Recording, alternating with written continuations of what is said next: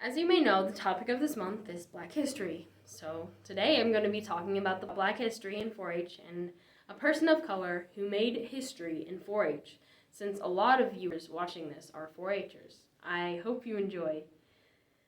When 4-H became a nationwide program in 1914, programs for black and white youth were segregated.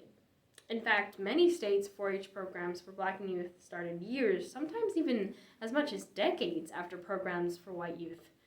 Although 4-H programs for black and white youth were similar in scope, funding and support for 4-H programs for black youth was usually much less than for white youth.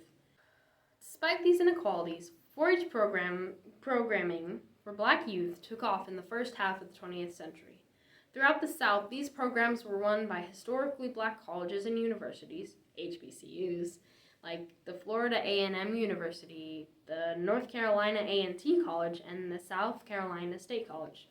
In 1940, Chicago hosted the American Black Exposition to celebrate the 75th year anniversary of the signing of the Emancipation Proclamation. The exposition sought to highlight accomplishments and contributions of African Americans since the end of the Civil War. The exposition featured black extension agents and 4-H members from 11 southern states, including Alabama, Arkansas, Florida, Georgia, Louisiana, Mississippi, North Carolina, Tennessee, South Carolina, Texas, and Virginia. Black youth participated in demonstrations including sewing, canning, raising chickens and hogs, and peanut farming. And now, a little bit about the story who made 4-H national history by becoming the first brown person to win the 4-H National STEM Award. Aiden Spencer was born in Harrisburg, Pennsylvania. After moving to Oklahoma, due to his father being in the military, he and his family went through a lot of traumatic things, from a house fire to a car accident that left Aiden, a hopeful future basketball star, in a back brace.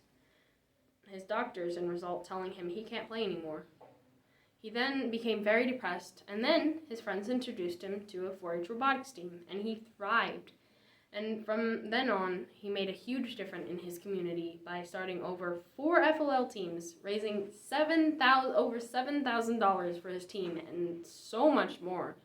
He then won the National 4-H STEM Youth in Action Award by making history by becoming the first brown person to win that award. And the answer is yes, I am his sister, and yes, I am extremely proud of him. And now, a closing quote from Aiden Spencer himself.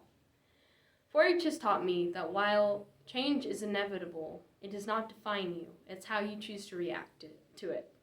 I hope you enjoyed Black History Month, and I look forward to next month. Have a blessed day.